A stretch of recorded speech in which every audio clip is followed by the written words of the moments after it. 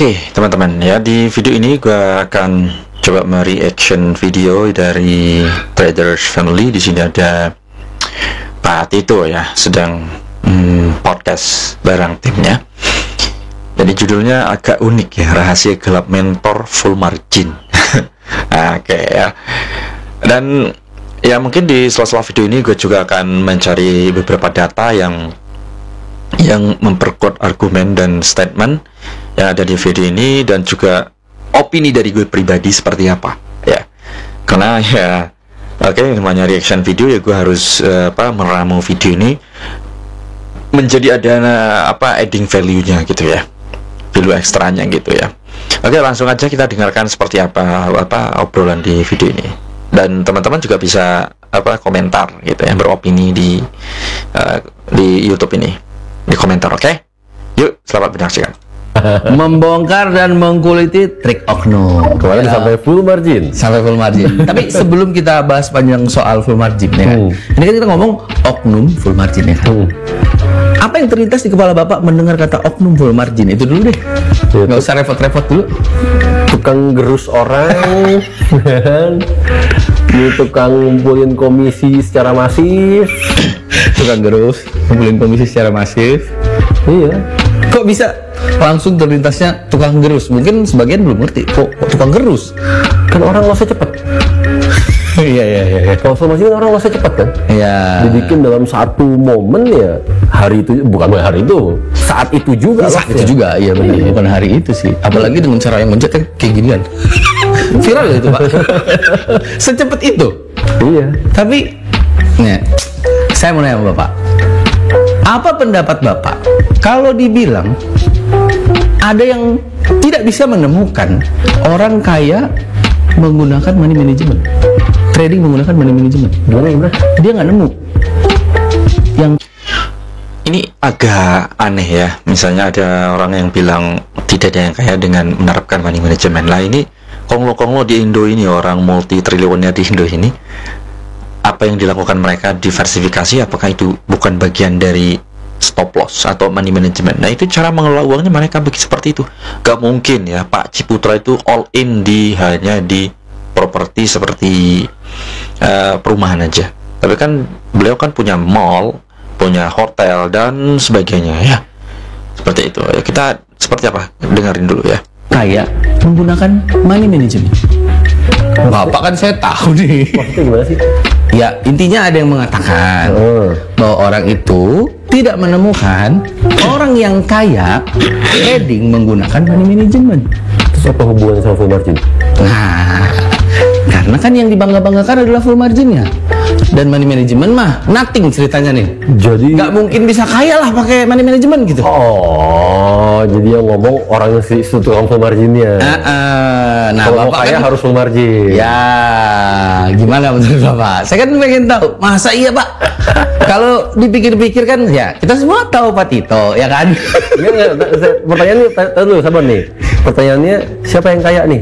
Ya, yang nyuruh full margin atau yang ikutan full margin? nah, itu beda. Lagian, kenapa bahasnya kaya-kayaan gitu loh Pak? Maksudnya, kan jadi saya, Bapak money management, saya tahu kaya mana nih?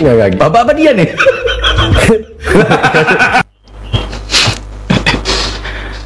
Ya, mungkin yang ngomong begitu kurang baca kali, atau kurang literasi informasi ya.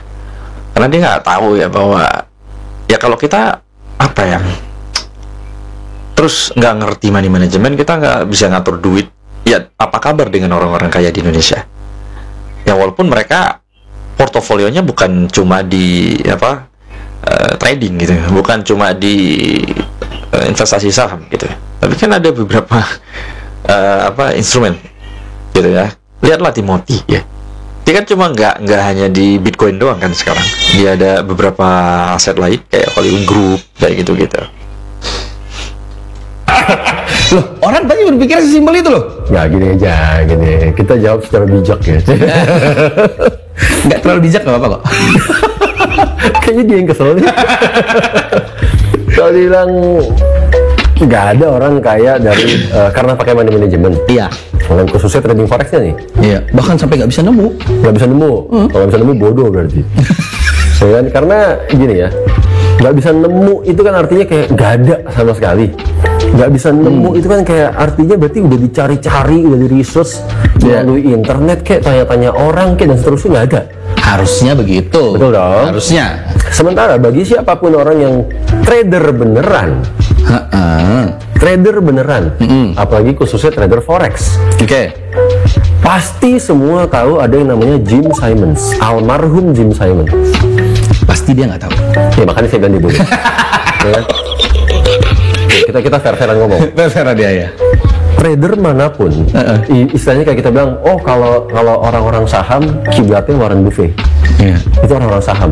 Iya. Orang-orang forex kiblatnya adalah almarhum Jim Simons. Iya benar. Yang Oke. pendiri Renaissance. Ini menarik ya tentang Jim Simon ya. Jadi gue akan buka datanya. Saya bergantung pada pendekatan kuantitatif dan algoritmik. Oke, jadi beliau punya perusahaan ya. Ini agak susah ya bacanya. Renaissance Technology yang berfokus pada trading saham. Ya, ini dari AI Overview di Google ya. Ya, jadi beliau itu trading saham, tidak hanya trading apa namanya komoditi forex ya, tapi dia juga trading saham ya, futures ya jelas kayak derivatif gitu ya. Dan instrumen derivatif lainnya bukan kepemilikan saham perusahaan individu secara tradisional, meskipun Medallion Fund. Nah, dia kan punya perusahaan investasi ya, Medallion Fund. Ya, ini kan misalnya punya dana besar di sini kayak Danantara misalnya. Jadi dia akan portofolionya itu akan beli aset ini itu gitu, misalnya investasi di Bitcoin, kemudian investasi di trading saham, trading gold, trading forex dan macam-macam ya. Jadi itu akan dikembangkan seperti itu. Nah, jadi kalau memang Jim Simon ini bukan fokus ke trading forex doang ya, tapi dia juga saham ya, seperti itu. Dan gue juga baca di website lain itu Jim Simon itu adalah kriptografi, artinya dia orang kripto juga. Nah, jadi ini orang kaya itu nggak semuanya portofolionya di satu keranjang kayak gitu. Nah, ini dari hedgefundalpha.com ya. Di sini portofolio Jim Simon cetak biru untuk akumulasi kekayaan. Oke, kita langsung ke bawahnya. Di sini gua lihat di sini ada Nasdaq, lalu apa lagi ya? Ada bursa efek New York NVO. Oke. Ada Planetary Technology INC, Novo Nordisk, Apple, United Therapeutics Corp.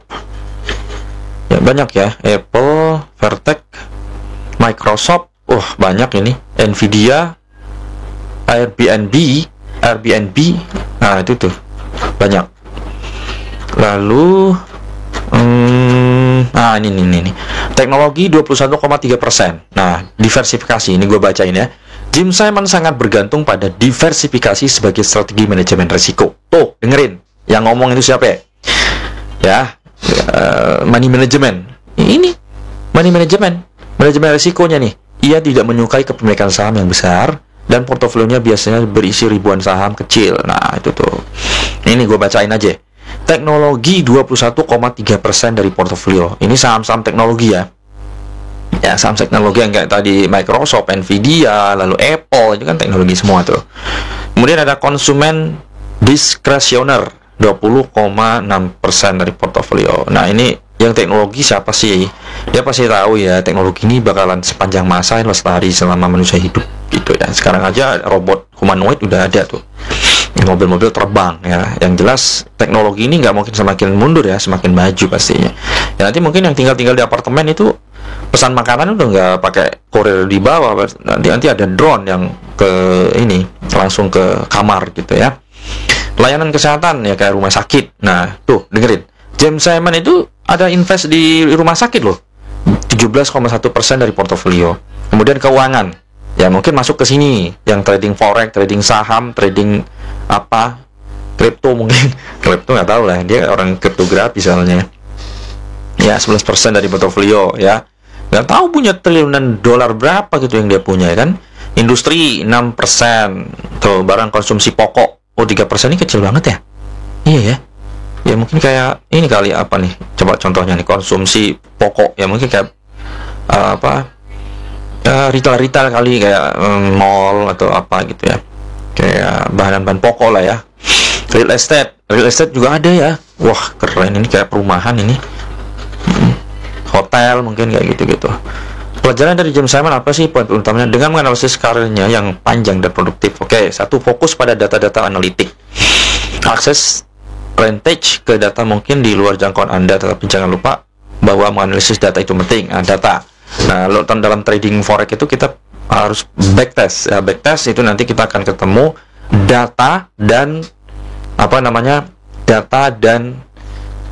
cara kita trading, yaitu strategi atau metode trading. Nah, nanti akan dijelasin juga sama Pak Tito tuh, jelasin. Nah, di situ jelas semua. Menggunakan pendekatan kuantitatif ya, bukan kualitatif ya. Oke, berarti kuantitatif dalam arti ya penghitungan. Ya, jelas ya, probabilitas berapa 1/2 gitu ya. James Simon juga punya medallion fund. Artinya ini seperti yang kita omongin di awal bahwa James Simon juga punya perusahaan investasi. Jadi dia punya dana besar, mungkin berapa triliun dolar ya. Jadi investasi ke beberapa bidang tadi ya. Nah, seperti yang kita tahu tadi ya, kecil banget kan dia di keuangan itu ya, mungkin masuk forex di sana, di keuangan yang ini nih masuk forex ya. Jadi teman-teman jangan ngira bahwa James Simon ini adalah orang forex semua. No ya, ini kita bicara data ya, bicara data. Ini 11% dia di sana ya. Jadi di teknologi ada, konsumen diskresioner ada, layanan kesehatan ada, rumah sakit, keuangan, ini termasuk saham, forex, kripto mungkin ya, macam-macam lah, industri ya, itu kalian bisa lihat ya. Lalu kita lihat di sini ya, seperti ini. Coba apa yang kita bisa dapatkan di sini?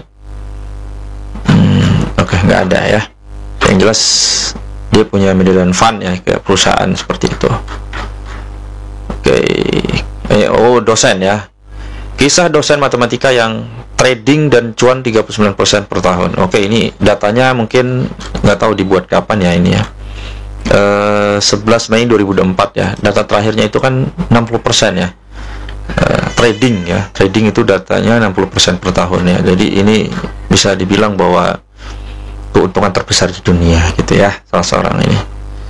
Sosok ini adalah James Simon yang bukan seorang ekonom handal, melainkan ahli matematika. Matematika. Karena gue bilang di live dan sering kali gue bilang bahwa trading ini adalah kita harus bisa memahami matematika dasar. Ya misalnya lu punya dana 1 miliar, tapi lu nggak ngerti matematika dasar, ya stop loss lu nggak tahu, take profit lu nggak tahu, risk management asetnya berapa yang lu pakai, lu nggak ngerti semua itu ya, lu pasti mampus di market gitu. Ini matematika dasar teman-teman. Ini kalian tahu nggak ini? Dia seorang matematikawan ya. Data kuantitatif ya, bukan kualitatif. Data rajanya kuantitatif, artinya money manajemennya ketat sekali. Jadi ini bisa membantah ya orang yang ngomong bahwa orang yang trading tidak pakai money manajemen itu dia nggak pernah nemu orang kaya dari itu. Nah udah, lu lu jangan disandingkan dengan James Simon lah ya. Sama Pak Tito aja kayaan mana? Udah itu aja di situ ya. Jadi harus banyak baca ya. Jadi kalau teman-teman dengerin orang ngomong nggak ada data ya patut dipertanyakan gitu ya. Yang bilang nggak ada yang kaya dari trading money management. Jadi itu sedang mengkampen bahwa ya trading harus orang-orang digiring supaya orang trading pakai full margin gitu. Nggak FM nggak kaya ya. Yang kaya lu kali ya, yang ikut-ikutnya pada melarat semua. Oke, paling itu. Terus kita bisa lihat apalagi di sini di CNBC di sini ya. Kita ada kisah James Simon, pendiri hedge fund, profit rata-rata 60% setahun ya. Nah, ini juga bisa membantah Timothy Ronald ya, yang bilang bahwa apa ya namanya tuh, trading gitu ya, trading forex atau apa gitu ya, nggak pernah dia bisa lihat trading forex kaya gitu ya. Sebenarnya ada ya, ini James Simon, cuman portofolionya ya bisa dibantah juga bahwa James Simon ini menurut dia mungkin nanti itu bukan trading forex ya, dia itu seorang orang investor, pasti bilang gitu ya. Benar juga. Jadi ya si Timothy juga benar, ya Pat itu juga benar, karena orang ini juga trading forex gitu.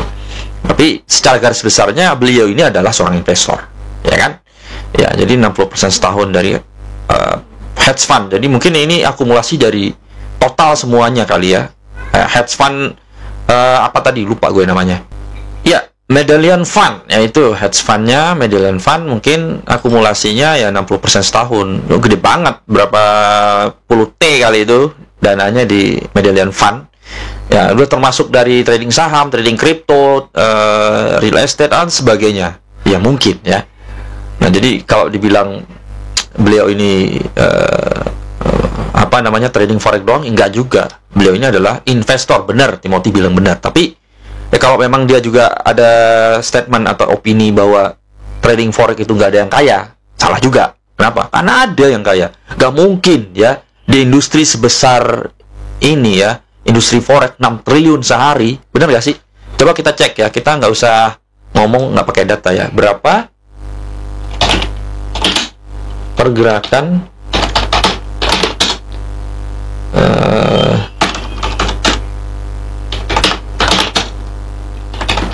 trading forex sehari? Ada datanya nggak? Oke, pergerakan uang kali ya.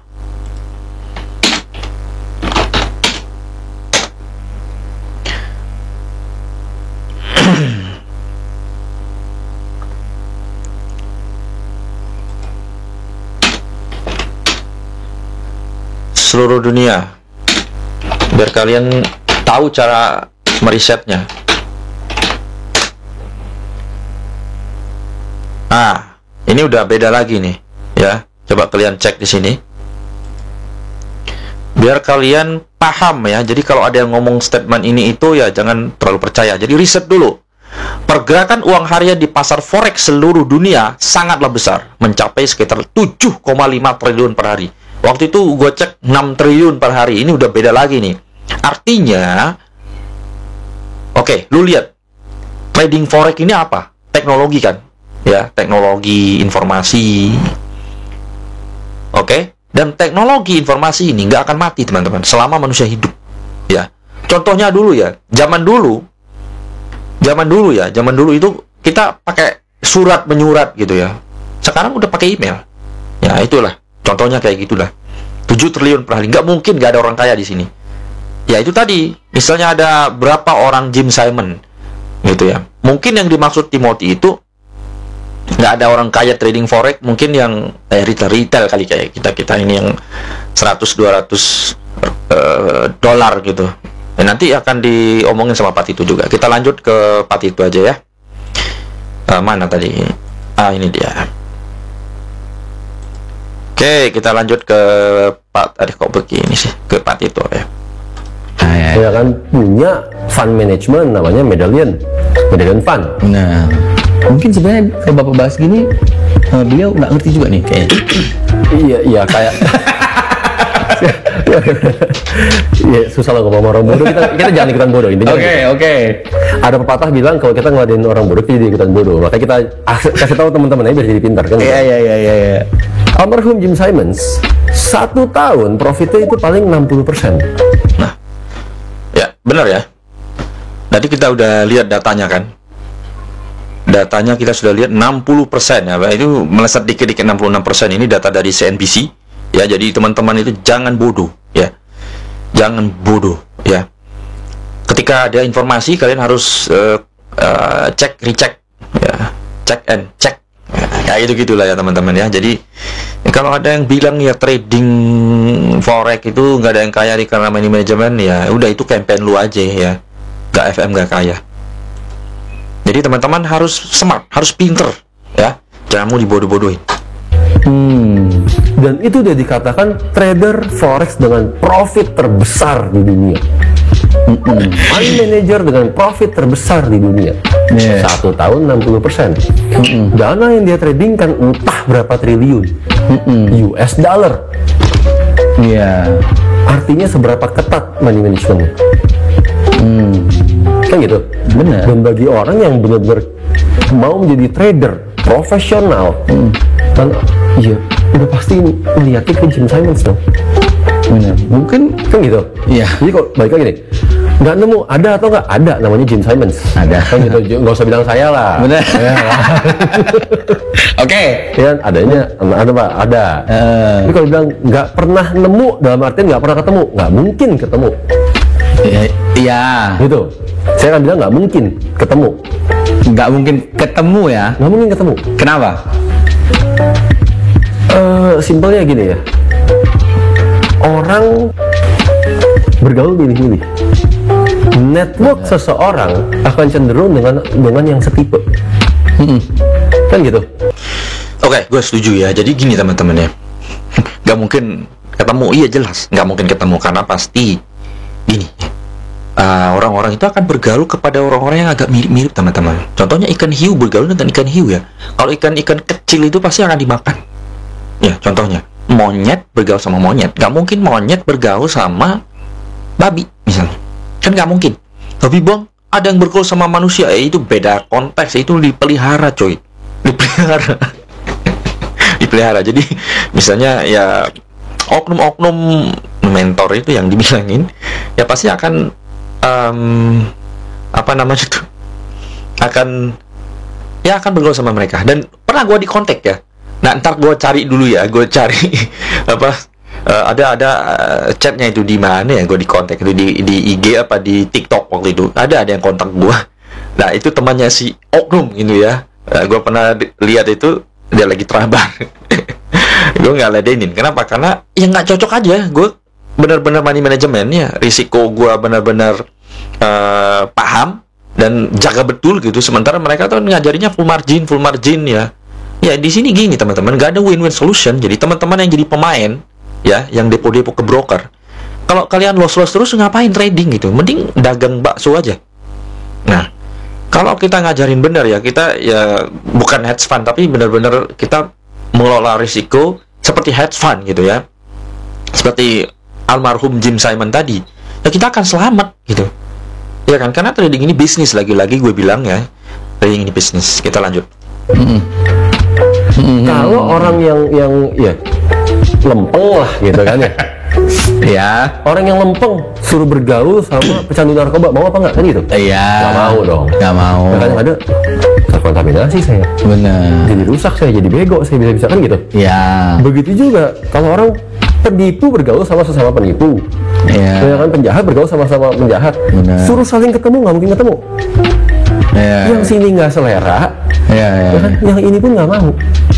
Karena nggak sesuai kemauan dia. Kemauan dia maunya untuk nipu kok. Untuk apa ketemu orang benar? Iya. Orang benar rezeki nipu nggak mau. Ya. Benar kan? Benar. Tapi kalau rezekin ya ketemunya sesama penipu, nipu barang mungkin ayo. Pasti mau. Iya. Agendanya sama. Agendanya sama. Gitu kan? Iya. Lagian kayak nggak sesulit itu deh buat cari tahu, apalagi punya lingkungan atau network yang benar ya. Gitu. Ya, makanya saya bilang kan, kita siapa, network kita pun akan seperti itu.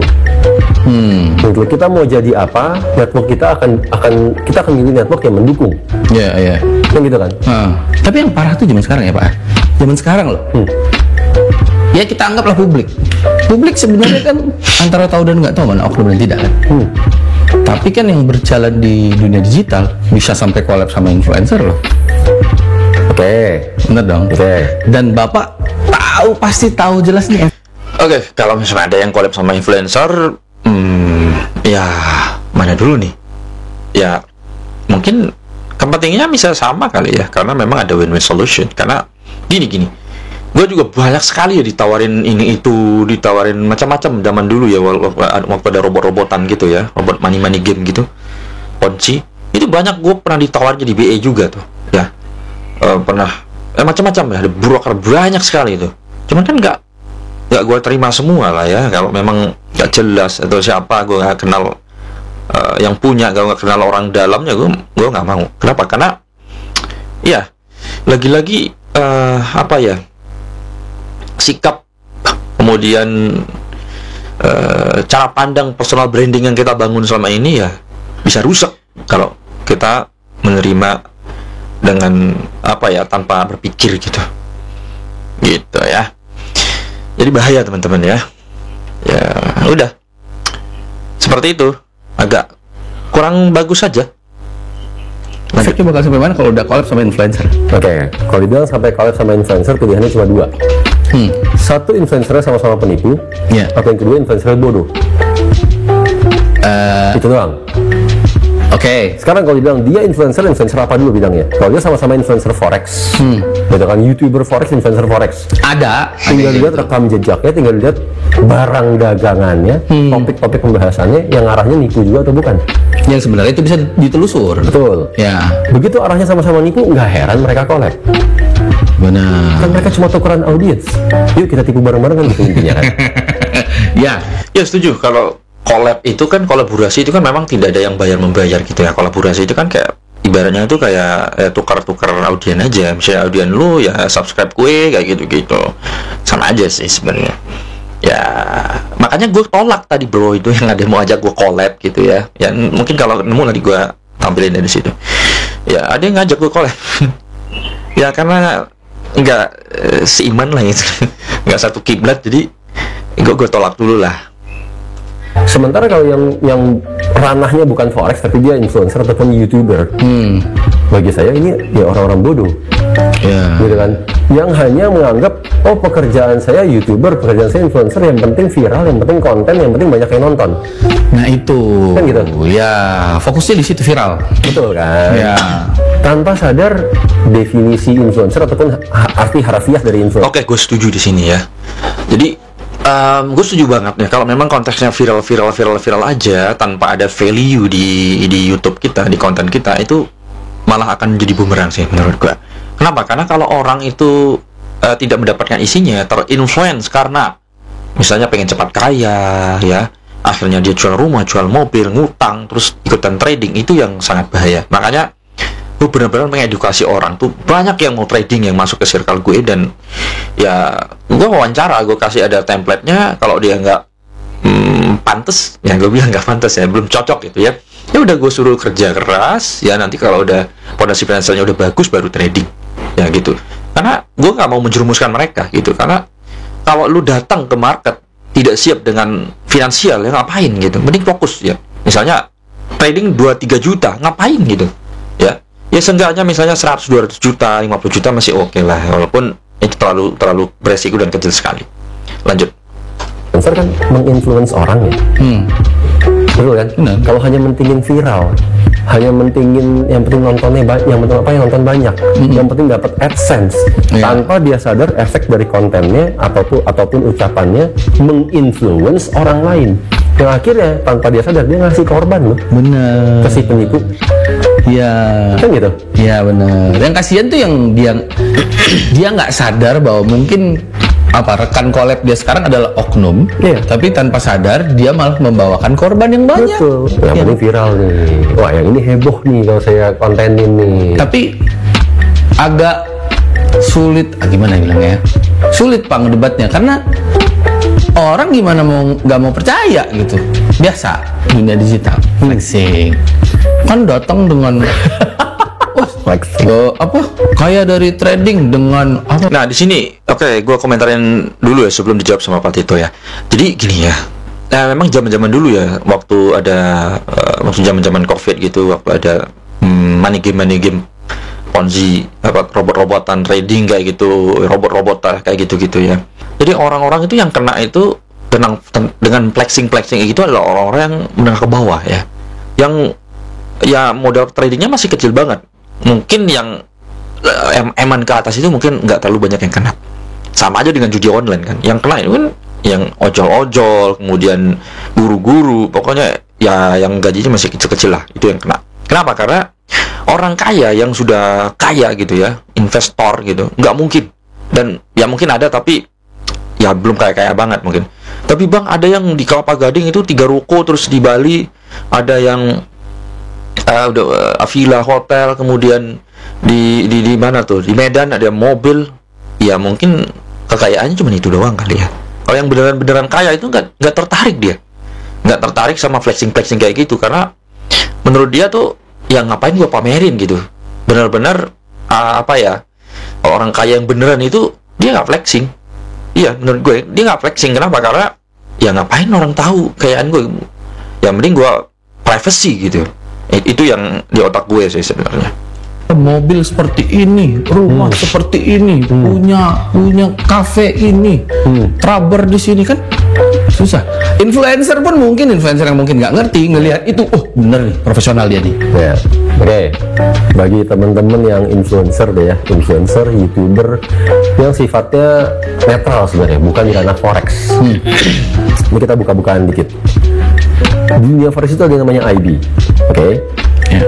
IB itu kalau dalam definisi bisnis real, bukan bisnis real, dalam definisi bisnis umum, adalah agen.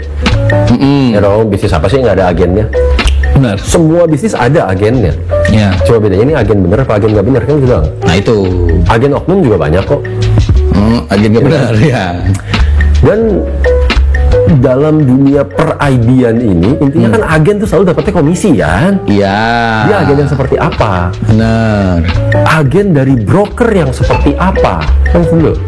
Kalau brokernya pun emang sama-sama oknumnya, emang sama-sama full market maker, dia akan memilih apa? IB influencer yang nggak bener semua. Yang penting cepet dapat duit. Iya. Kan? Saya lupa waktu itu video kapan ya kita bikin video.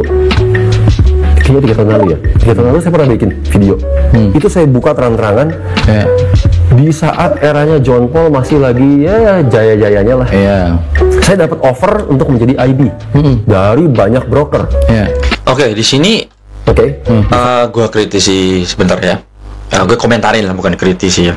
Gue komentar masalah dunia IB. Dunia IB itu mirip seperti agen bener yang dibilang Pak Tito, agen ya. Dan di perusahaan manapun itu butuh ya namanya agen atau marketing atau apa segala macam. Kalau di dagang online misalnya di baju ya butuh reseller, dropshipper kayak gitu. Gua kontraktor, nih baju gue kontraktor ya.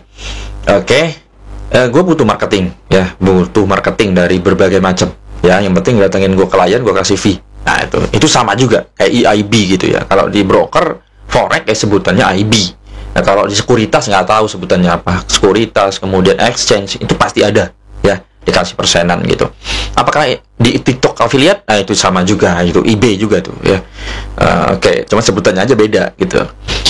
Sebenarnya ini ada dua dunia sebenarnya. Ada yang agen atau IB yang baik, ada IB atau agen yang memang menjerumuskan gitu ya, dalam tanda kutip ya, oknum-oknum itu yang ya bajunya macam-macam, ada yang mentor dan jual kelas dan segala macam ya. Lagi-lagi di situ ada dua dunia antara hitam dan putih aja udah kayak gitu.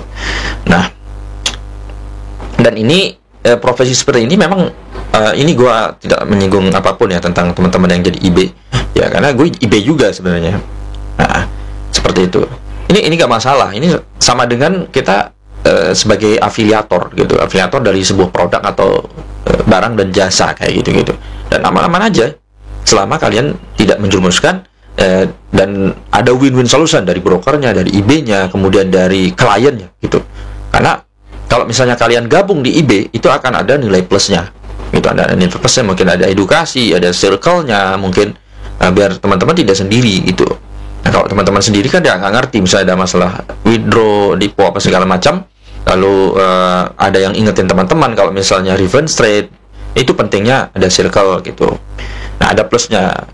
Terus teman-teman mau profit berapapun itu tidak akan dikurangi, karena pendapatan dari si IB ini yang gue tahu adalah dari pendapatannya si broker, itu dari spread, kemudian komisi kayak gitu-gitu. Yang lainnya gue nggak tahu.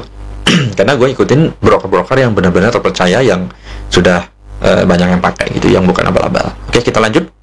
Saat itu saya yakin banyak broker tahu potensi saya sebesar apa, saya bisa menginfluence orang berapa banyak, kan gitu, bisa bawa klien berapa banyak. Benar, namanya broker bisa memfasilitasi. Bisa memfasilitasi. Saya terang-terangan di offer untuk kalau ngomong apa yang saya dapat wah komisinya lebih daripada orang lain. Oke. Ya kan termsnya saya beda, semua sebenarnya siapa beda. Privilege lah pokoknya. Privilege semua. Oke. Privilege saya bukan cuma sebatas apa yang saya dapat secara komisi. Oke, di sini gue komentarin sedikit ya. Jadi zaman-zaman dulu tuh memang ada ya, waktu ada Kotak, Binomo dan Binary lah ya waktu itu. Ada yang dikasih akun dumai, artinya akun demo yang mirip real. Nah, itu yang ditradingkan ya. Nah, jadi itu mau dibikin profit terus bisa, ya kan, banyak itu dulu ya. Wah, 2-3 detik mau loss terjadi, akhirnya profit gitu, banyak ya. Itu akun-akun demo yang mirip akun real, dan itu akan disuguhkan jadi konten, jadi tools marketing dari si influencer atau eBay tadi gitu. Nah, ini yang bahaya. Sekarang di broker forex juga ada tuh yang akun-akun dumai yang ya macam-macam. Itu dari fasilitas dari kantornya, fasilitas dari si brokernya berupa kayak apa namanya tuh akun, kemudian ada ya mungkin yang lebih gila lagi ya, itu ada mobil sport, kemudian ada kafe tempat trabar, kemudian ya macam-macam fasilitasnya. Intinya akan dipermak supaya jadi apa, kaya gitu ya. Awalnya miskin jadi kaya kayak gitu-gitu. Macam-macam. Ya, selain itu ya pasti komisi. Cuman kan nggak gede-gede amat, komisinya kecil amat gitu ya. Jadi ada plusnya pasti supaya bisa menginfluence banyak orang, apalagi di Indo yang memang literasi keuangannya masih rendah, sangat-sangat rendah. Dan ketika melihat sosok yang tadinya miskin jadi kaya, ya tiba-tiba ya kaya, apaan yang kaya gitu ya. Orang-orang kaya beneran nggak akan pamer-pamer, coy. Lanjut. Tapi saya mendapatkan privilege untuk bahasanya kalau nggak salah itu jadi brand ambassador. Profesional ya bahasanya ya, brand ambassador ya. Jadi brand ambassador. Untuk jadi brand ambassador saya harus dibangun personal brandnya, dipermak. Ya, okay. Bahasa mudahnya kan dipermak ya. Ya, oke. Okay. Ya kan? Mereka siap untuk memfasilitasi saya dengan sebuah penthouse, supercar, anything yang saya minta sebenarnya, you name it kan gitu. Ya. Mereka bisa memfasilitasi dengan itu. Ya. Sebentar. Itu kan yang Bapak pernah dapetin tawaran. Tapi di luar itu Bapak juga pasti tahu dong. Apa tuh? Ya yang terjadi di luar sana mungkin yang pernah. Gini teman-teman ya, kalau di dunia film sih sah saja ya, misalnya apa ya, di dunia film atau di dunia film perfilman lah ya, misalnya ada ya orang biasa-biasa, misalnya kayak Iron Man contohnya. Iron Man kan nggak sekaya itu ya, misalnya dia punya rumah di Tony Stark di apa, kemudian bisa terbang, punya helikopter misalnya atau apa. Di film ini kita bicara film, itu sah-sah saja, namanya juga film. Tapi kalau di real life atau di bisnis, tiba-tiba lo orang biasa ya, terus lu memang punya potensi dengan karakter lu punya potensi untuk bisa dipermak gitu, permak jadi orang kaya banget, untuk crazy rich.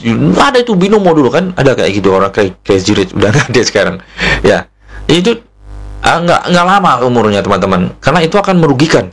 Ya, kenapa? Karena dia terus menerus mencari member yang dimana member itu akan ditumbangkan gitu ya di satu forum, misalnya kayak live trabar kayak gitu-gitu di news ya, dalam sebulan itu kan ada 2-3 kali news.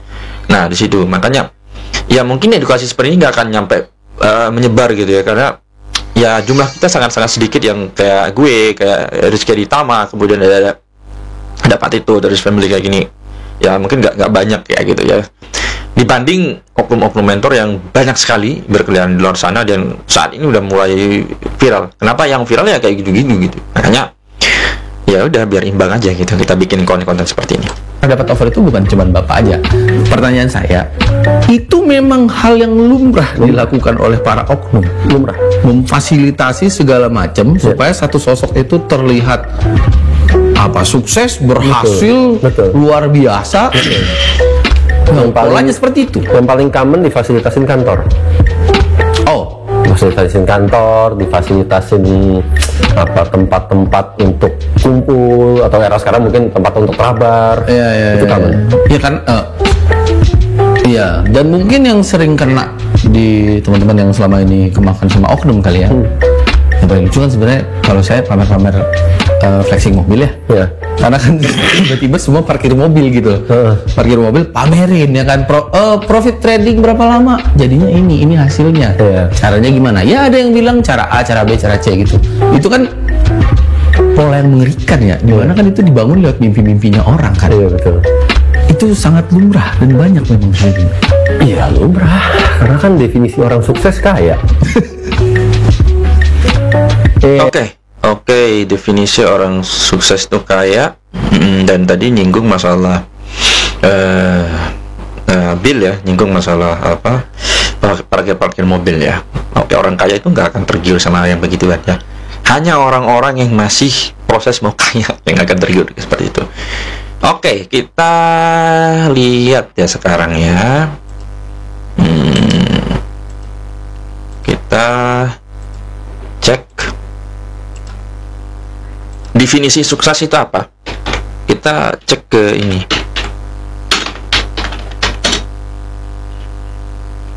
Apa?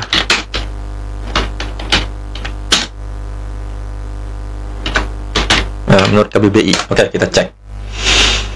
Nih, kelihatan nggak? Oke. Definisi sukses. Nah, di KBBI, Kamus Besar Bahasa Indonesia, sukses memiliki dua arti utama, yaitu berhasil dan beruntung. Nah, itu tadi, berhasil dan beruntung. Coba kita lihat. Berhasil ini merujuk pada pencapaian tujuan atau hasil yang diharapkan dari suatu usaha atau tindakan. Misalnya berhasil, misalnya ada usaha kontraktor misalnya. Oke, berhasil. Ya, misalnya ada profitable misalnya, setahun profitnya berapa? Ya, gitu. Nggak bisa bulanan ya kalau usaha beginian. Oke, setahun berapa? 2 tahun, 3 tahun, 4 tahun, 5 tahun, 10 tahun, 20 tahun, itu ada akumulasinya di situ. Profitnya per tahun berapa? Kayak gitu. Ada semua. Nah, itu berhasil ya. Misalnya pencapaian atau hasil yang diharapkan dari suatu usaha kayak gitu. Beruntung.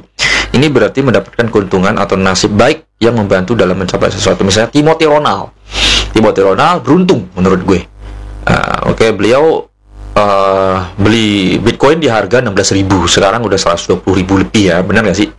Ya, itu beruntung. Ya, coba misalnya lu yang nonton misalnya, ya Asep misalnya beli Bitcoin di harga 16.000 ya, 5M, sekarang udah kaya juga sama kayak Timothy, pasti kaya. Jadi di sini beruntung kayak gitu. Terus di sini tidak dijelasin apa sukses, pengertian sukses ini adalah kaya apa ini kaya? Apakah punya sport car satu doang kaya gitu? Enggak juga ya, relatif juga ya. Menurut si yang punya sport car itu mungkin ya kaya mungkin, karena dia berproses mungkin dari nol sampai seperti itu ya, mungkin menurut dia kaya. Tapi definisi umumnya ya, kalau yang di mata orang awam mungkin sukses itu kaya, mungkin di kampung bisa punya Avanza aja kaya gitu ya, punya Avanza, punya rumah 2 tingkat, itu kaya kalau di kampung. Di Jakarta beda lagi, lu nggak akan dianggap gitu. Kalau di dunia finansial keuangan mungkin ya urusan sukses kayanya itu ya punya hedge fund, mungkin punya triliunan dolar apa segala macam, itu kaya di kalangan dia gitu ya. Cuman ya itu definisi kaya, sukses. Definisi sukses menurut KBBI adalah berhasil dan beruntung.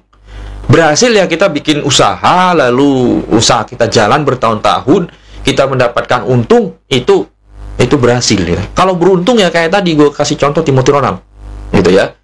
Oke, kalau gue nggak, gimana gue ya dari privilege orang tua, gue nggak beruntung ya, karena ya gue beruntung aja bisa dapat akses ke internet kayak gitu-gitu. Gue belajar dari videonya Patito, videonya Timothy Ronald, macam-macam gue belajar dari situ. Karena gue kuliah juga nggak lulus cuy, gue nggak lulus sampai 2 semester doang.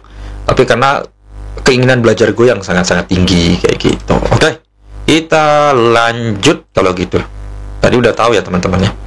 Iya kan?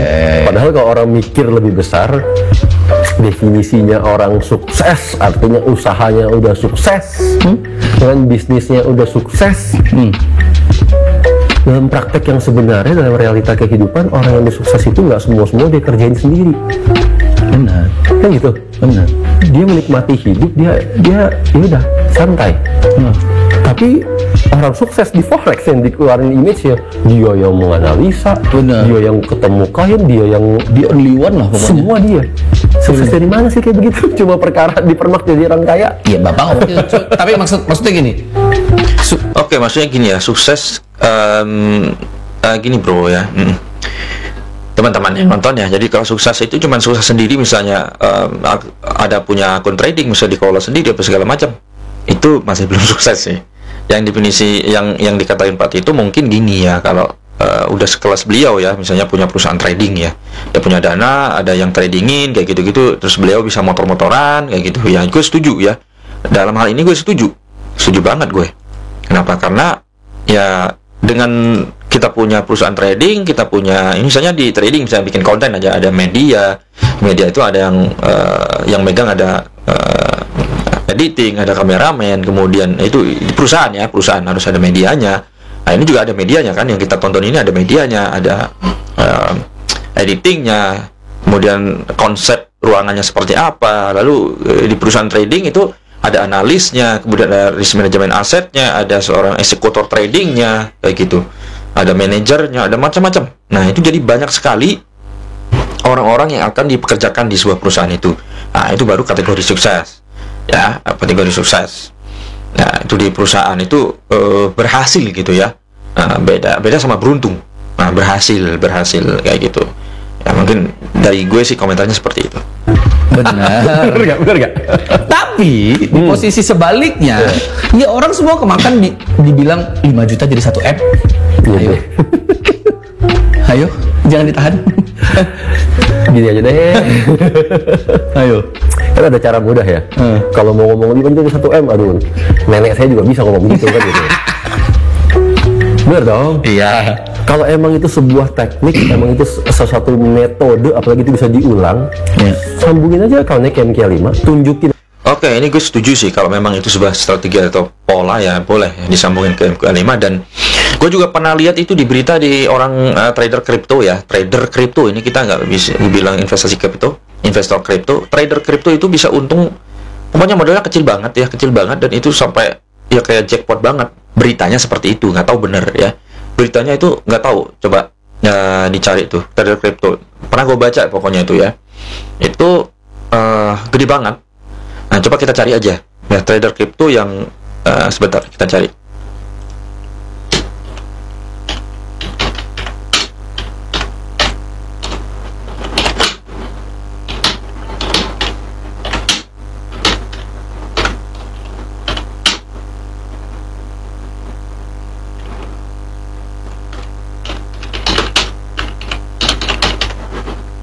Oke, ada datanya nggak? Coba gue cek dulu.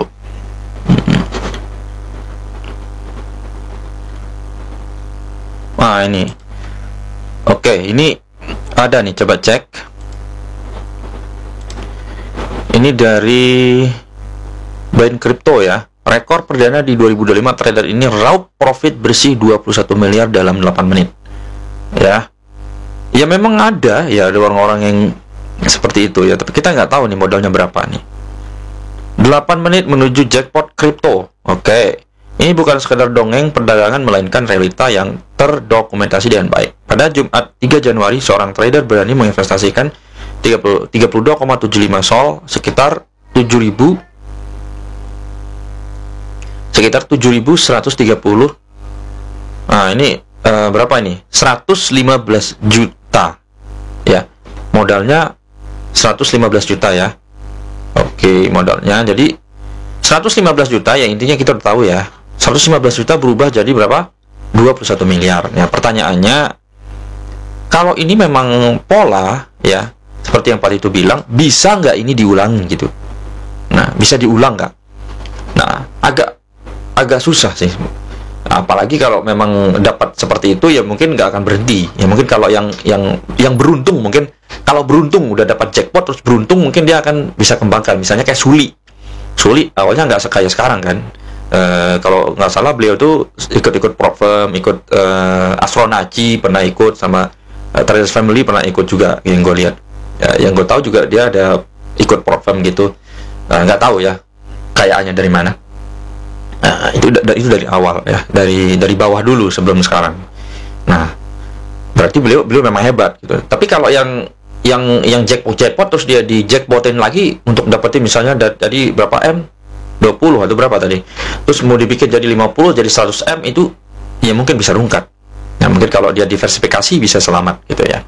Nah, setuju. Kalau memang itu cara atau pola, ya tinggal disambungin aja di NQL5 biar dapat duit banyak dari investor, kan bisa seperti itu. Gimana 5 juta jadi 1 M? Iya juga ya, sebenarnya sesimpel itu ya. Secara live. Oke. Ya dong. Iya. Bisa tuh. Bisa. Bener sih. Seharusnya gampang itu ya. Seharusnya gampang. Tinggal gini-gini doang kok. Dapat komisinya dari seluruh dunia tuh. Iya, oke. Ayo. Ya. Tapi Pak, saya mau nanya Bapak, sebenarnya menurut Bapak, apa sih yang terjadi sama orang-orang saat ngelihat adegan yang diperagakan oleh oknum-oknum ini melakukan trading full margin ini loh? Sama lah, sekarang orang yang ikutan, yang dia pikirin kan, oh ini dia nih, dengan cara cepet jadi kaya tuh dia jadi kaya. Iya. Dan seperti kita pembahasan kemarin lah, mayoritas yang ikut sebenarnya bukan orang yang baru-baru amat, dia udah tahu forex dulu. Iya. Udah tahu forex, mungkin juga duitnya terlanjur habis dari oknum yang sebelumnya. Mungkin. Ya kan, nyari cara untuk cepet balik. Dan kali ini balik, wah ini dia nih. Ya kan, saya sebenarnya suka nih kalau cara kayak begini, cacing-cacing naga-naga. Iya. Ya kan, yang dalam sehari bisa naik BMW nih kalau bisa kan. Iya. Ya kan, yang katanya orang kaya tapi tradingnya dan ratusan dolar. Mana ada sih orang kaya ratusan dolar? Ribuan dolar deh, saya bilang nggak ada orang kaya trading ribuan dolar. Itu misteri juga sih sebenarnya. Orang kaya mah trading bunyinya M, ngeluarin M juga enteng kan itu. Benar. Apa yang terjadi sama orang-orang? Apalagi dulu nyontohin kan begini-gini, saya nggak ngerti sih begini-gini ngapain. Iya. Itu metodenya gini. Sekali pencet langsung full margin. Nggak tahu berapa kali pencet. Berarti tambah transaksinya lapis, Iya. ngelebihin lapis. Oke, kita bicara data ya. Gua tuh ngomong lebih suka pakai data. Coba kita cari sekarang apa dampak psikologis ya? Apa dampak psikologi? Jadi gue lagi ngajarin teman-teman biar ini ya, psikologis trading full margin. Oke. Coba kita cek. Dampak psikologis trading full margin sangat negatif, menyebabkan tekanan emosional tinggi, keputusan impulsif seperti panik dan revenge trading. Nah, ini kalau udah panik bisa revenge trading balas dendam, hingga mengubah trader menjadi penjudi yang tidak rasional. Kondisi ini memperbesar risiko kerugian karena emosi yang kuat mengalahkan logika analisis. Jadi, benar, seperti yang gue bilang, emosinya itu terlalu kuat dibanding analisis. Udah nggak ada analisis, ya paling pencet gitu. Oke, dari mana kita cek mengenal margin call trading? Oke, banyak ini data-datanya ya.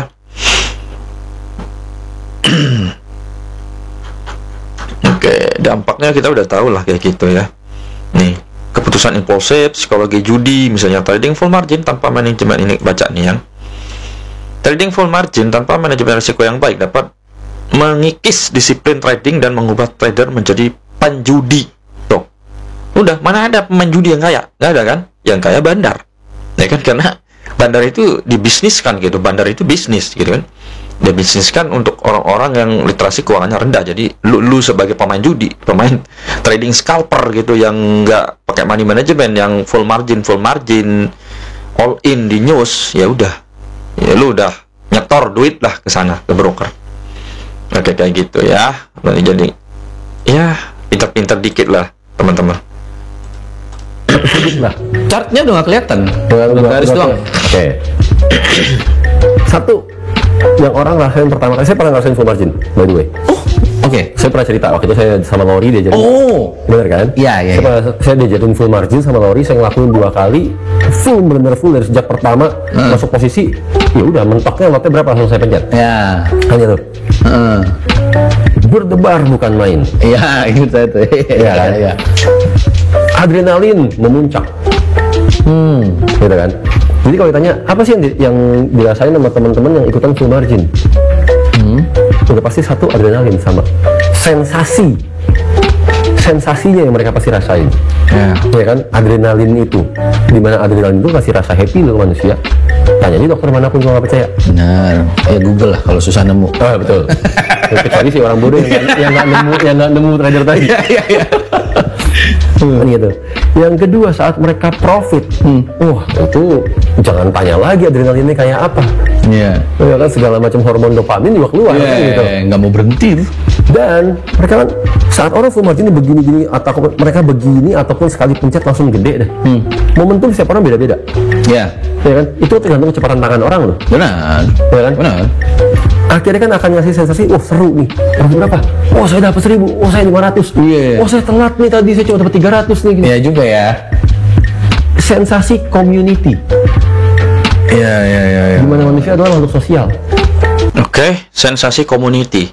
Oke, kita langsung cek kenapa sih di Indonesia itu laku banget ya full margin. Kenapa? Coba kita ke AI aja langsung ya. Enggak. Di AI nggak ada ini ya, nggak ada data ya. Kenapa sensasi community laku di Indonesia saat trading full margin atau aktivitas kumpulan?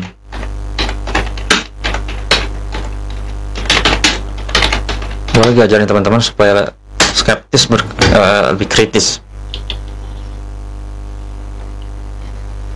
Ada nggak datanya di sini? Wah, nggak ada.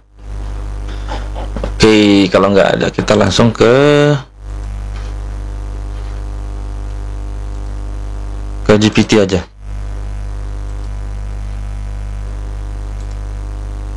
Oke.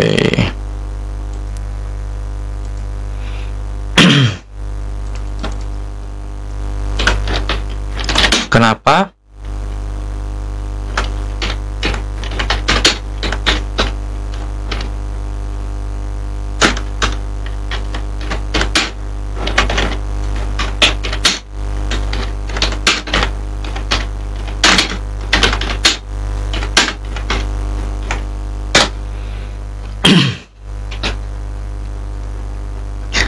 Nah, ini udah ada ya di sini psikologi cepat kaya. Jadi ada fenomena kumpul trading full margin di Indo bisa laku karena ada beberapa faktor psikologis ya. Nah ini nih psikologi cepat kaya ini bisa didengerin juga ya. Cek izinkan.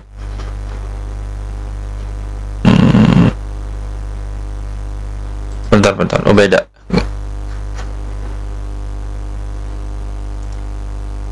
Baca nyaring. Fenomena kumpul trading full margin di Indonesia bisa laku karena ada beberapa faktor psikologis, sosial, dan budaya finansial yang nyambung banget sama kondisi masyarakat kita. Psikologi cepat kaya. Banyak orang di Indonesia masih terjebak pola pikir jalan pintas. Full margin, wah, kaya instan. Imajinasi bisa cuan puluhan juta hanya dalam hitungan menit. Bikin orang penasaran. Padahal risikonya MC, margin call juga instan. Tapi sisi kemenangan cepat lebih menempel di otak. Nomor 2. Budaya komunal dan FOMO. Orang Indonesia suka ngumpul bareng. Nongkrong, nonton bola rame-rame, arisan, sampai trading pun dibawa jadi event bareng. Ketika ada teman profit besar. Oke, jadi budaya komunal dan FOMO. Orang itu suka kumpul bareng, nongkrong, nonton, kayak nonton bola, apa segala macam itu sukanya rame-rame memang. Ketika ada teman profit besar, yang lain ikut-ikutan, takut ketinggalan FOMO. Yang kayak tadi Pak Tito bilang, lu profit berapa? $5.000, lu berapa? 1.000, lu berapa? 500, wah, kayak gitu-gitu. Jadi kayak FOMO gitu. Jadi menyebar kayak virus saja udah. Influencer dan show off sosial. Banyak influencer atau trader pamer profit di media sosial. Ini juga salah satu yang memicu. Makanya teman-teman harus punya pemikiran skeptisme gitu ya. Kenapa lu bisa tertarik gitu? Kenapa lu bisa tertarik dengan kegiatan-kegiatan seperti itu? Nah, harusnya lu mikir gitu. Rendahnya literasi keuangan, literasi finansial di Indo relatif rendah ini. Jadi tahunya ya ditawarin judi mau, ditawarin full margin mau, kayak gitu-gitu, jadi rendah sekali. Kenapa? Karena ini malas belajar dan malas mikir sebenarnya. Sensasi hiburan dan adrenalin. Nah, ini juga sama. Jadi kepengen sensasi seperti itu misalnya. ya kayak sensasi perjudian sudah itu, misalnya profit gede gitu, wah dia pengen banget seperti deg-degan kayak main game kasino, ya itu sama aja, ada unsur hiburan, adrenalin rush kayak gitu yang bikin ketagihan.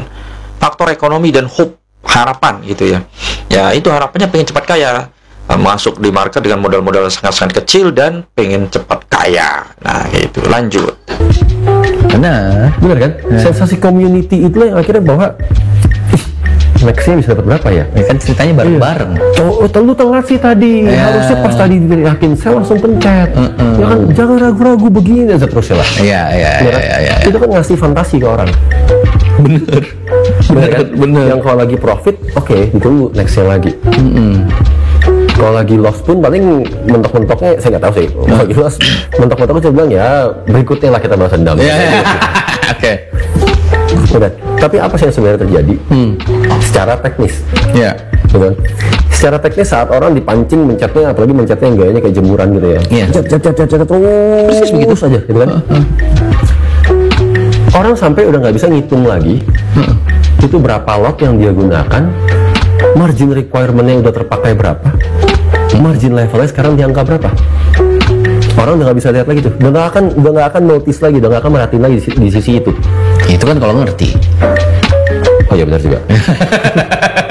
Sekarang gini, kita pencet, taruhlah kita mencet dari 0,1 lah ya, anggap kecil. 0,1 pencet, 10 kali kita pencet. Iya. Total udah 1 lot dong. Iya. Iya kan?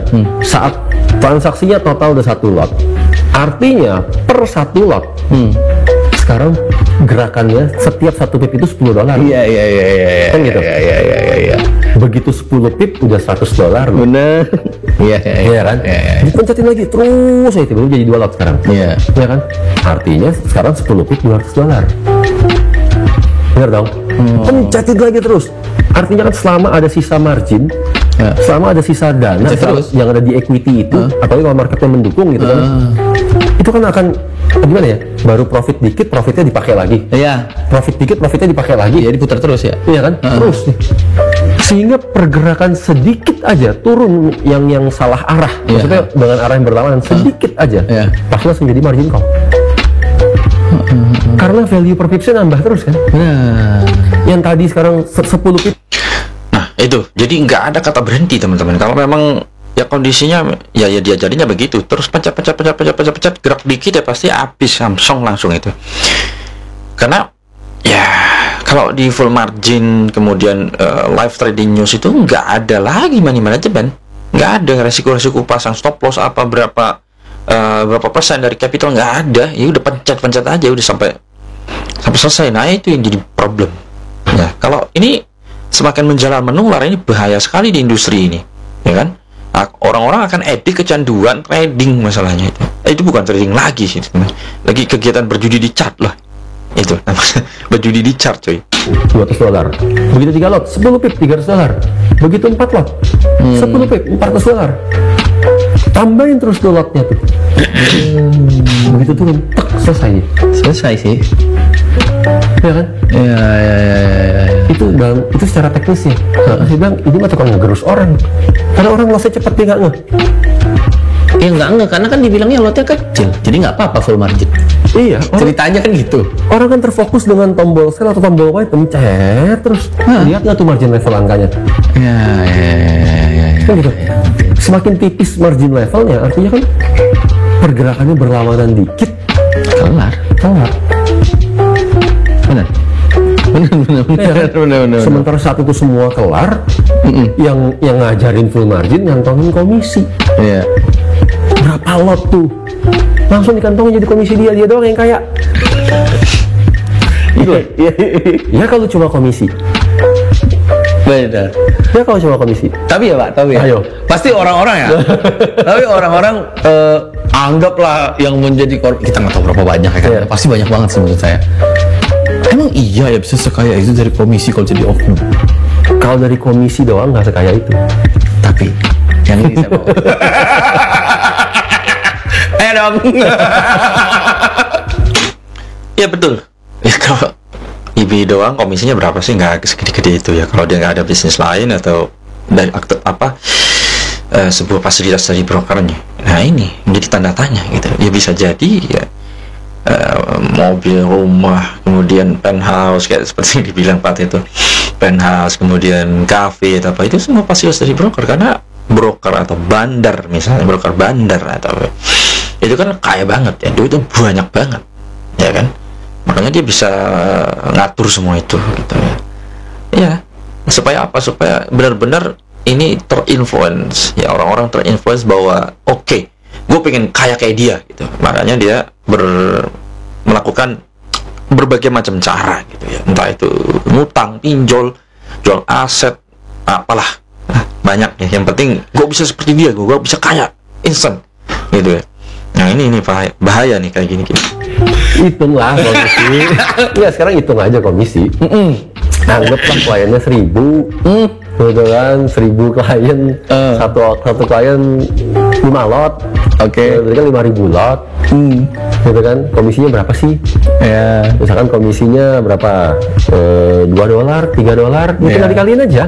5.000 lot dikali $2, $3, $5 gitu kan, atau sampai $10 ya, tinggal dihitung. Tinggal dikaliin. Apakah angka segitu bisa beneran bikin orang jadi kaya? Enggak loh. Enggak. Yang bisa bikin jadi kaya kalau lossnya klien ikut dikantongin sama dia.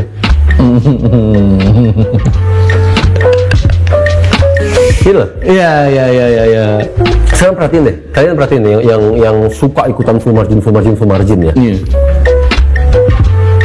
Kalau kalian benar-benar cermatin, saat mereka ini yang full margin, mentor full margin, mereka lagi loss. Saat mereka lagi loss, mukanya biasa aja. Kalian coba ingat momen kalian saat lagi loss, oke? Kalian ingat lagi rasanya seperti apa? Ekspresi kalian seperti apa? Benar. Mukanya kayak apa saat lagi loss? Benar, connect saya. Dimana muka kita nggak bisa bohong kan? Iya. Seberapa kita langsung terpukul karena kita full margin dan langsung loss dalam sekejap. Iya. Bisa terdiam tiba-tiba tuh. Kita bisa diem, kita nggak tahu gimana lagi, pikiran kita blank. Iya kan? Diajak ngomong sama orang juga kita ketus, nggak enak dengan pokoknya gimana sih ya, loss besar dalam sekejap, intinya kan nggak karu-karuan. Iya benar. Bandingin sama mentor itu saat full margin dan dia loss. Beda.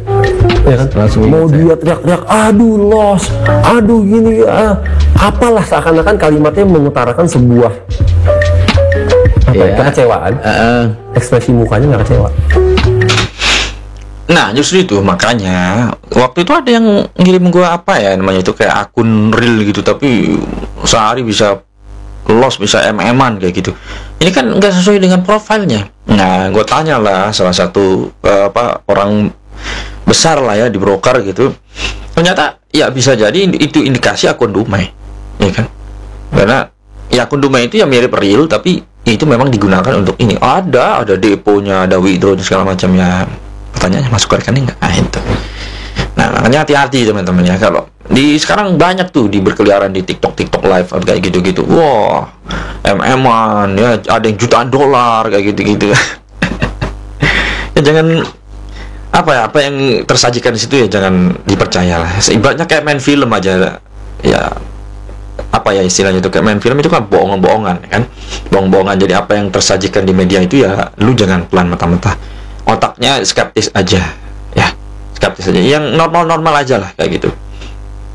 Nggak aja lihat mukanya biasa aja kan, loss kayak gitu-gitu. Dia sedang memancarkan aura supaya kalian tuh kalau loss ya seperti itu. Cuman kalian kan pakai akun real gitu, uang real apa itu, uang pinjol, uang apa gitu kalian pakai kan.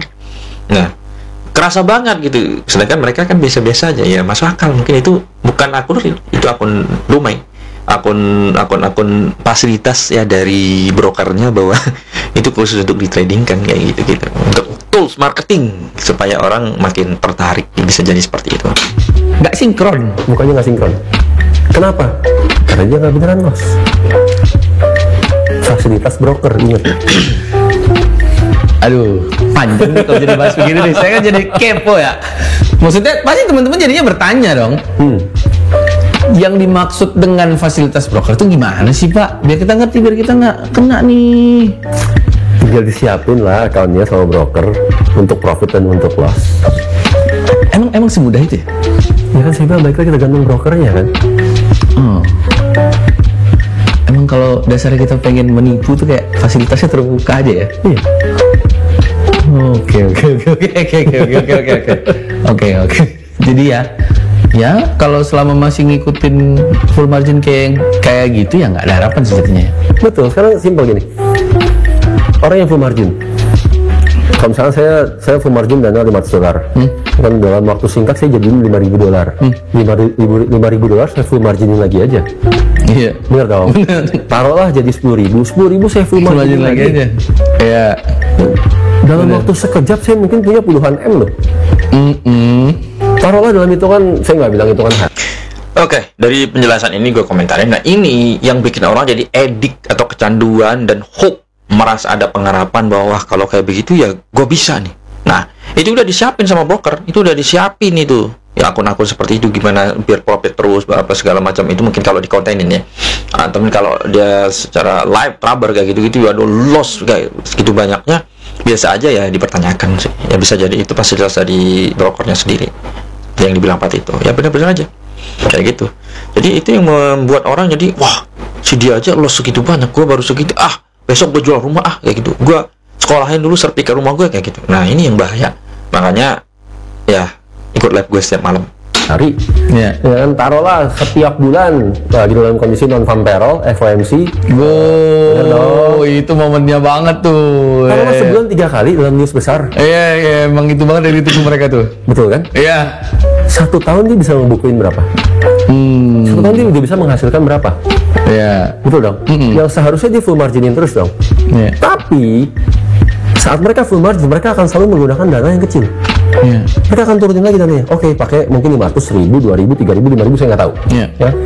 Kenapa mereka akan selalu pakai nominal yang kecil? Padahal kalau mereka beneran bisa profit, mereka akan pakai dana sebesar-besar. Nggak ada tuh orang bisnis pasti untung dana dikecilin tuh nggak ada. Iya. Iya. Segala hal yang kita tahu ini pasti untung, pasti dibesarin. Nggak ada malah dikecilin. Tapi oknum-oknum mereka akan selalu kecilin dananya. Untuk apa sih dikecilin dananya? Untuk menciptakan ataupun memancing audiens. Iya. Memancing ya orang-orang yang kalau dana segitu bisa ya. Jadinya relevan gitu kan. Jadinya relevan. Iya. Ya sama nih sama saya. Iya, biar nyambung. Iya. Iya. Kan gitu. Iya benar. Jadi dia akan selalu kecilin. Yang dimangsa memang orang-orang yang ya sorry to say, dananya kecil. Dana kecil berharap kaya dalam sekejap. Betul. Jadi ya orang-orang yang masih dananya kecil itu banyak sekali tuh yang 1 juta, 2 juta itu datang ke tempat-tempat kayak begitu ya. Yang ke gue juga banyak tuh, yang circle gue juga banyak tuh yang kayak begitu datang kayak begitu. Ya gue suruh nggak usah trading, udah fokus aja kerja, fokus bisnis ya. Karena dia punya hope, punya harapan bahwa oke, ini mungkin dia pernah lihat di sosmed mungkin, wah cepat kaya gitu, dananya 5 juta jadi 1 M. Oke, berarti kalau gue punya dana 10 juta nih, gue bisa jadi 2 M nih. Jadi hope harapannya seperti itu. Nah itu yang masuk akal aja ya, rasional aja lah. Iya bang. Iya. Gitu. Bener. Ada satu lagi yang pernah saya dengar juga pak.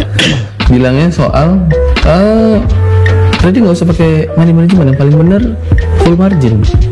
Apa? Kalau dana yang cuman 100.000, 200.000, ya mending full margin. 100.000, 200.000 ngapain trading? Itu maksud saya. Saya bingung orang ini kenapa bisa ngomong gini sih. 100.000, 200.000 ya bener lah, ngapain pakai money management? Karena nggak ada yang bisa dipakai money management. Lebih ke ngapain trading gitu. Ngapain trading? Cuman kan ya senjatanya gitu loh. Gini loh. Aduh, ini balik ke tahun 2020 nih. Trading, modal dasar trading, dia modal gitu. Kunci utama trading biar gimana pun modal. Modalnya dulu ada. Karena kalau modalnya nggak ada risk yang bisa kita atur, nggak ada money management yang bisa kita atur. Gitu loh. Kalian daripada trading dana 100-200.000, 1 juta 2 juta deh, jangan 100-200.000. Gedean income analis kita. Benar. Ketahuan gratis, kita ajarin yang bener. Maksudnya prinsip-prinsip tadinya akan dipelajari dengan benar. Benar. Gitu kan? Kalau selalu mikirnya saat ini saya lakuin besok saya jadi kaya. Aduh ilah. sampai kapanpun akan selalu miskin jadinya. Karena ketipu lagi.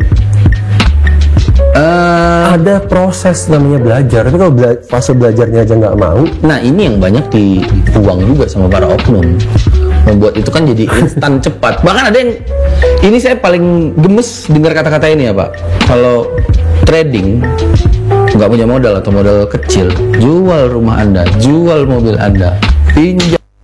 Ini sih udah sesat sih kalau ada yang nyaranin mentor misalnya nyaranin jual rumah, jual ini, pinjol apa segala macam, utang lah. Ya ini udah sesat sekali dan ini yang menjerumuskan dan ini sangat bahaya. Teman-teman tuh masuk di bikin bisnis lah, bukan bisnis trading lah, bikin warteg aja. Itu modal utang aja itu udah salah kaprah itu ya. Itu gali kubur aja itu kayak gitu, gali lubang.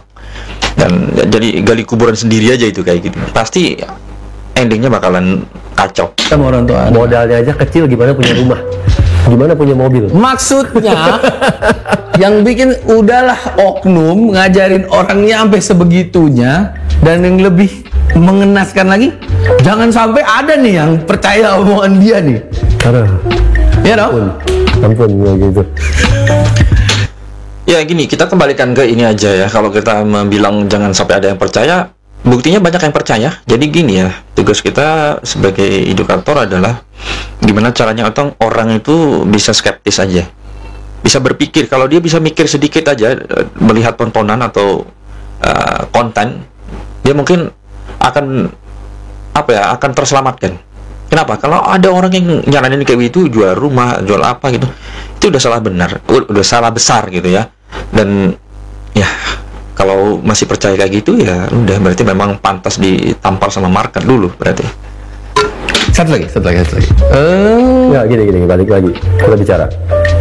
Sekarang meleklah dikit teman-teman. Lihat orang kaya manapun juga, ada nggak sih yang mereka kaya tanpa mereka mengerti apa yang dia jalanin, apapun bisnisnya, apapun industrinya. Bener kan? Ya. Kok bisa-bisanya kalian pengen kaya dari forex tanpa mau belajar forex, Dan tanpa mau mengerti industri forexnya? benar. Ya, Tapi berharap jadi kaya, itu nggak mungkin. nggak mungkin. Nggak ada satupun orang kaya dari apapun yang dijalanin tapi dia nggak ngerti apa yang dia jalanin. Benar.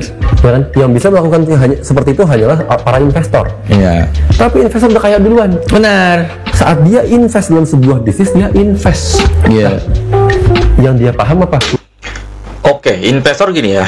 Investor juga harus memahami portofolio atau laporan keuangan, neraca. Dia harus paham ya. Misalnya dia mau invest di sebuah bisnis, dia harus bisa baca laporan keuangan.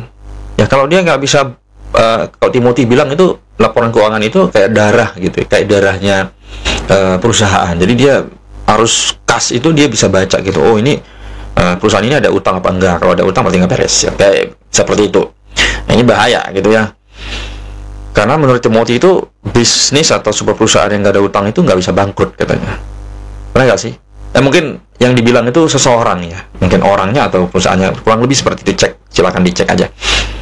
Nah kalau kita sebagai investor nggak bisa membaca laporan keuangan, nggak bisa baca portofolio, misalnya kita mau ikut copy trading, ya itu juga parah juga. Kalau kita ngikutin sesuatu yang salah, misalnya kita follow, ya itu juga bisa hilang duit kita. Kalau investor kan kalau dia salah naruh duit, dia salah beli sistem bisnis atau perusahaan, ya udah pasti hilang duitnya. Nah itu kalau investor. Dia paham tentang resiko. Ya. Bagaimana cara memanage resiko dalam sebuah bisnis, dia paham. Ya. Bisnisnya apapun silakan, karena namanya resiko dalam bisnis selalu ada. Oke. Ini saya balik ke yang tadi. Ya contohnya aja kita kayak beli saham teknologi misalnya ke Nvidia, Microsoft, Apple, itu kan ya kita tahu lah ya produknya apa. Misalnya Nvidia ya produknya kayak ya, teknologi kayak komputer kayak gitu-gitu ya kan. Nah, teknologi kayak robotik ya, kayak AI kayak gitu-gitu ya, teknologi kayak gitulah sejenis lah ya. Terus Apple ya kita tahu lah, kita pakai iPhone, pakai komputer merek-merek Apple kayak gitu, jelas informasi teknologi kayak gitu-gitu udah tahu. Cuman kan ya kita harus bisa membaca lah laporan keuangannya lah seperti apa dari tahun ke tahun, dari 5 tahun lalu, 10 tahun lalu, 2 tahun lalu itu seperti apa progresnya. Terus ownernya kita harus tahu. Nah itu, nah sama dengan di ini copy trading. Misalnya kita ingin kopi misalnya, kita harus tahu ini siapa sih, dari negara mana sih gitu, terus strateginya apa, drawdownnya berapa, kita harus tahu seperti itu. Jadi kalau kita cuman polo aja ya sama aja bodong kan. Kan katanya Bapak dulu pernah dapat tawaran juga dong. Tawaran apa? Itu yang dari broker, kan mau jadi brand ambassador. Oh, tawaran brand ambassador. Pertanyaan saya, kok nggak jadi brand ambassadornya sekarang? Iya, maksudnya kan ditolak. Kenapa Bapak tolak? Kan bisa aja saat itu Bapak bisa nih, kan John Paul setuju. Nah, itulah sebenarnya. Kan itu yang terjadi dong. Saat orang tiba-tiba mendadak punya fame ya kan, terkenal, dapat tawaran dari luar, inilah saatnya. Nih, karena ini saya masih jalan. Karena gini, susah kalau udah bawa ini tuh susah. serius. Saat saya tawarin, saya mau difasilitasin penthouse lah, supercar lah, dengan whatsoever. Saat saya ditawarin itu semua, intinya kan tanpa sadar dia menawarkan saya get rich quick. Itu cara kaya jadi dengan instan. Iya. Bener kan? Dia menawarkan saya itu. Iya. Sementara saya sadar di masa-masa kejayaan saya punya reputasi nih. Iya. Betul kan? Reputasi saya harganya. Oke, lagi-lagi sih otak saya. Kalau misalnya ada yang nawarin kayak gitu ya banyak pasti ya, teman-teman influencer yang ibe-ibe itu banyak juga itu, yang misalnya dari kalangan orang susah terus ditawarin begini-begini ya. Awalnya nyoba-nyoba gitu ya. Kemudian bisa ditawarin penthouse, ditawarin quick rich gitu ya. Kayak dibilang Pak itu kaya cepat gitu ya. Ya mungkin dia nggak akan bisa menyasar ke orang-orang konglo, orang-orang yang sudah melek dengan literasi keuangan, dia nggak akan bisa terkena di situ. Sama ya gue juga ditawarin banyak kayak gitu-gitu, cuman ya gue ada otak lah gitu ya. Ya gue ada otak lah ya, gue nggak terima.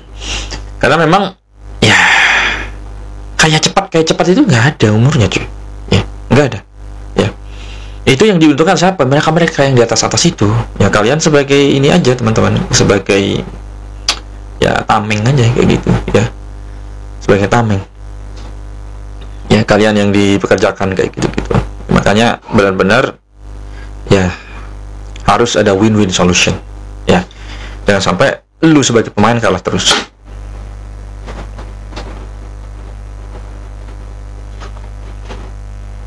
Begitu saya jaya waktu itu, semua orang menghubungi saya kok, nggak cuma dia. Artinya yang bikin kita kaya itu bukan tawaran dia, yang bikin kita kaya itu selalu network. Iya. Yang bikin kita kaya adalah nama baik kita. Yang bikin kita kaya adalah reputasi kita. Oke, gue setuju. Network, nama baik, ya relasi. Ya relasi network sama aja. Ya itu sih ya. Pola pikir kita juga sih sebenarnya. Nggak bisa kalau orang goblok juga ya susah juga, nggak bisa ya. Orang goblok kalau misalnya dia dapat duit MM-an ya, karena dia nggak, ketidaktahuannya dia pasti akan ikut-ikutan main game kayak ini, habis juga duitnya, makanya dia kurang pintar. Ya itu sama aja sih, di otak, kemudian attitude, apa tadi, relasi, nama baik lah, itu reputasi kayak gitu. Itu perlu dipertahankan. Kalau mau benar-benar kaya dalam jangka panjang, jagalah reputasi kita, jagalah nama baik kita. Benar, benar. Tapi itu saya setuju sama Bapak. Sekarang sadar gak sih? Gini deh, kalau tawaran itu saya ambil, brand ambassador. Iya. Saya ambil tuh, wah komisi ekstra. Ini kan segala macam serba ekstra, bahkan sampai loss tag lain bisa saya kantongin. Iya. Tugas saya adalah bikin orang loss. Sadar nggak? Itu dulu kan? Saat tugas saya bikin orang loss, saya nggak pernah tahu loh klien saya siapa. Benar. Kalau klien saya lebih gila dari saya gimana? Kalau klien saya ternyata orang besar gimana? Satu. Ya. Dan saat kondisi itu terjadi, Ya. dalam kondisi benar-benar loss massal, Ya. kan broker selalu cuci tangan. Bahwa saya sadar sih cuma jadiin pion sama brokernya. Betul. Nah ini tidak menunggu waktu, hanya menunggu waktu aja sih sebenarnya. Pion-pion yang ya mungkin ada oknum-oknum broker yang seperti itu ya, mereka bisa kabur cepat. Dan ya itu bahaya sekali di situ. Kenapa? Karena ya ini menyangkut uang banyak soalnya. Makanya kalau dia seperti itu ya, pihak yang dirugikan itu melapor ya bahaya gitu. Kalau sampai saya ambil tawaran itu, Saya cuma jadiin pion, saya cuma jadiin bumper, saya jadiin tumbal. Sebenarnya brokernya tetap yang merasakan hasilnya paling besar kan? Iya. Tapi yang dipertaruhkan nama baik saya loh, bukan brokernya. Benar nggak? Berarti bisa dibilang mungkin oknum-oknum di luar sana mungkin ya kayak masalah waktu aja dong jadi tumbal ke oknum brokernya. Emang reputasi rusak, nama baik rusak, ya yang tetap akan ada yang kontak mereka yang sesama oknum. Iya. Kan gitu. Ya lepas satu gantilah gitu kan. Tapi sampai mana sih? Iya. Tahan berapa lama sih? Bener sih. Emang yang instan-instan tuh nggak baik. Iya lah. Benar. Sah mereka pasti ya dimanfaatkan juga sama oknum broker ya. Nggak cuma sama oknum broker, mungkin sama oknum trader lah yang lain juga. Iya. Ya oknum Tinggal tunggu waktu. lah ya muter. Iya. Tunggu waktu mereka yang ditaruh paling depan malahan. Kalau ada bahasa itu lingkaran setan Pak. Lingkaran setan. Tapi Pak, menurut Bapak kalau kita ngomong oknum kan ya lebar ya. Impactnya sama nggak dengan geng-geng yang mengikuti Trabar? Sama, sekarang kita lihat nih urutannya. Orang maunya profit cepat, profit mudah, Iya. profit besar. Misalnya nih, Iya. di depan, Iya. ya kan. Habis itu dikasih sensasi, kalau di Trabar ataupun Fumargin dikasih sensasi, Iya. ya kan. Sensasi itu tujuannya apa sih? Bikin orang edik. Ya. Dan bikin orang kecanduan untuk trading. Iya. Kalau orang kecanduan untuk trading, satu Betul ya. Jadi kalau emang orang sudah merasakan, wah ternyata saya full margin, dia pernah profit 5 juta jadi 30 juta misalnya, pernah merasakan itu ya. Dan yang diingat cuma itu, pernah merasakan itu. Loss-lossnya ya nggak ingat mungkin ya. Loss berapa dia nggak tahu. Yang penting model apa lagi nih gue bisa cemplungin. Nah pasti edik ya, kecanduan. Itu pasti yang terasa. hari nggak trading rasanya ada yang kurang dalam hidupin. Iya. Dia akan cari-cari momen, dia akan bayarin. Mungkin dari oknum tersebut juga berikutnya ada jualan signal lah, jualan apa, jualan macam-macam. Iya. Yang bikin orang mencet lagi. Betul dong. Setelah itu kemana sih arahnya? Ya top up ya begitu lah. Gerus semua duitnya selama masih ada. Yang saya bingung, kalau memang semua oknum-oknum ini ceritanya kaya raya dan sukses dari trading itu, kenapa harus tetap ada kelas? Kenapa harus ada member? Kenapa harus ada member VIP? Yang kita udah tahu dong, member dan VIP itu artinya apa dong? Iya. Ada selisih harga member tuh pasti. Iya. Kayak itu aja buat saya udah nggak masuk akal gitu. Kalau Ya kan soal- kalau udah kayak trading aja kali. Kalau soal itu saya bahas lain kali ya. Oke, kalau mengenai ada member, ada VIP segala macam itu mungkin gini, ada fasilitas ekstra. Kalau misalnya gini, di YouTube itu aja gini, ada membership. Jadi kita bayar di YouTube itu untuk member aja. Ya, misalnya ya di Traders Family juga ada tuh, ya. Kayak misalnya subscribe analis, ya kita harus bayar sekian, misalnya ada 400.000, 300.000, itu juga sama. Nah, itu ada subscribe, ada VIP, kayak gitu-gitulah. Subscribe kita ada bayar ke analis itu. Nah, sama aja kayak gitu. Jadi ya, kalau gue sih komentarnya nggak ada hubungannya dengan yang full margin tadi. Ya, itu lebih ke untuk eksklusifnya aja, untuk orang-orang yang benar-benar serius kayak gitu. Nah, gitu bro. Itu saya bahas lain kali. Berarti masih ada. Karena jadi panjang lagi. Tapi pasti gini. Kalau kalian perhatikan polanya waktu itu selalu satu kesamaannya. Nggak semua ngajarinnya nggak pakai stop loss. Ya. Karena cuma ditunggu satu kali kepleset orang, dananya habis. Itu satu. Dan yang kedua ya itulah. Pamer kaya. Orang kaya beneran nggak demen pamer, itu aja dulu. Saya pernah bilang kan, ada orang kaya, ada orang pengen terlihat kaya. Orang yang kaya beneran justru, waduh, lihatlah tuh 10 orang terkaya di Indonesia ya, saya nggak bilang dunia. Di Indonesia aja deh. Seberapa dia menjaga privasinya. Nggak bisa, nggak nemu orang-orang kaya. Nggak nemu. Bodoh. Oke teman-teman, buat yang belum nonton part 1. Oke, seperti itu ya. Jadi ya kesimpulannya teman-teman, kalau memang apa ya, menemukan seperti itu ya harus benar-benar kritis ya. Jangan sampai teman-teman tuh berpikir, oh iya benar ya, kalau trading ya memang harus seperti itu ya. Enggak ya. Jadi teman-teman harus benar-benar kritis. Jangan sampai teman-teman ya kemakan gitu ya. Ya lu yang ikut-ikutan trouble segala macam, lu yang boncos, mereka yang kaya gitu. Lu nggak ada hasil, ya udah mending lu trading sendiri aja di rumah gitu ya, belajar trading sendiri gitu dengan ilmu yang kalian sudah dapat. Terima kasih. Jika video ini ya bagus ya, ada manfaatnya, ada videonya, silahkan disebarluaskan. Terima kasih, sampai jumpa di video berikutnya.